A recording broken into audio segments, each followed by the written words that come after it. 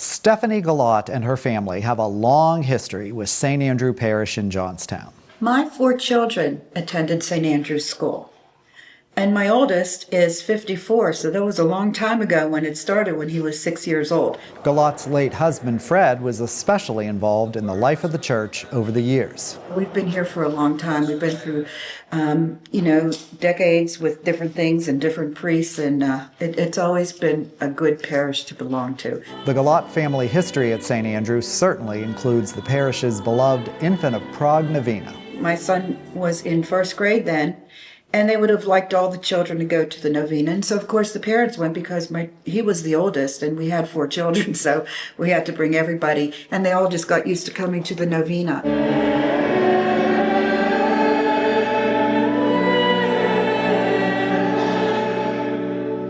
Indeed, for almost 7 decades now, the Infant of Prague Novena at Saint Andrew Parish in Johnstown has attracted generations of Catholics from around the diocese. It's really powerful. I mean, it's beautiful in the sense that, like, even the older people have been coming since they were children, right? And so then the younger parents have been coming since they were children. And so then they're bringing their children. And so it's really a neat tradition in the right sense of the word, the handing on, of this practice. And to come together during Lent, to pray, it really boosts people's faith. This sort of they come at the end of the day, especially these young families. They have to get dinner on the table and then get their kids, in the car. And they're coming here, and this is like bedtime for the kids probably. And so who knows what it's like when they go home.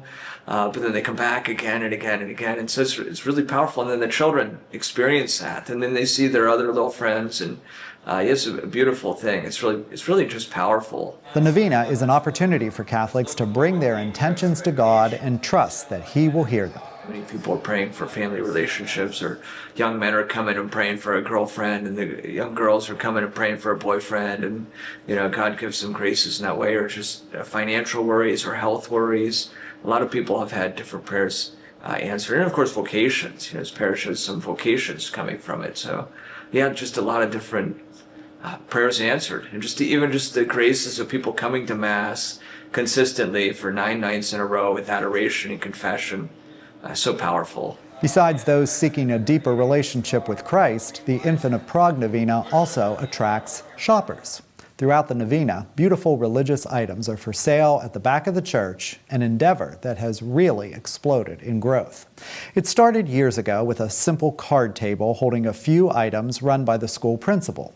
Eventually, Galot and her late husband took over and helped take the religious goods sale to new heights, all to financially benefit the parish. More recently, Sherry Mangus started helping them. It has grown into the whole school hallway, and it just keeps getting bigger and bigger. And every year we have different things. One year we had the man that, I don't know where he's from, I forget, I think from over by Hooversville somewhere. He makes huge pictures. He made a picture of Christ out of pennies. He donated them to us. We have a lot of people give donations. St. Vincent de Paul, a lady from St. Vincent de Paul, Northern Cambria, she brings us boxes each year. It's just such a big thing now that people are constantly asking everybody, can I bring things? Can I bring things? And they bring things as much as buy things. And we always try to have things that are interesting for the children, because there's a lot of kids that come. Sherry and I make a good team.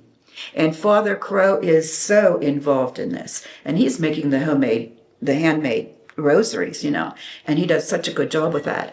And he comes by a couple times to check what's going on, and I ask him questions on how he would like this or that, or is anything appropriate, or what he would like to do.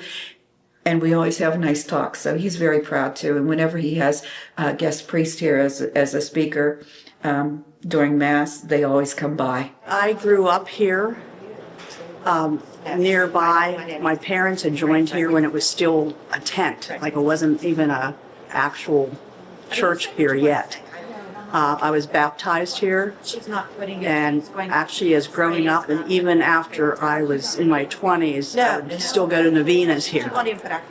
And so this, with having the store, it's always nice to go through, and you can find even gifts for people, or once in a while you find something for yourself. I have been coming to this novena for many years, and I always find unique things at the gift shop. I come early so that I can look and see if I can find anything for the people that I care about. And I just love the statues and the way they have it decorated, and they do a wonderful job here. The Infant of Prague Novena, uniting the Saint Andrew Parish community in faith and fellowship.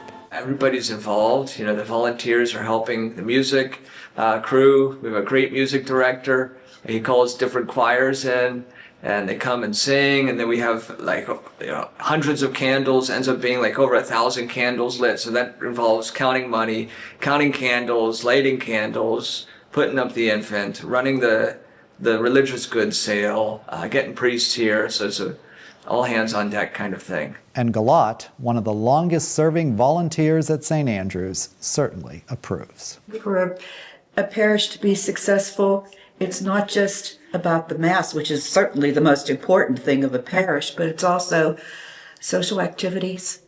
And that's how people get together, and that's how people learn about each other and become friends. And this is almost like a gathering place. Well, it is a gathering place for people before the Mass, after the Mass, and people become lifelong friends here.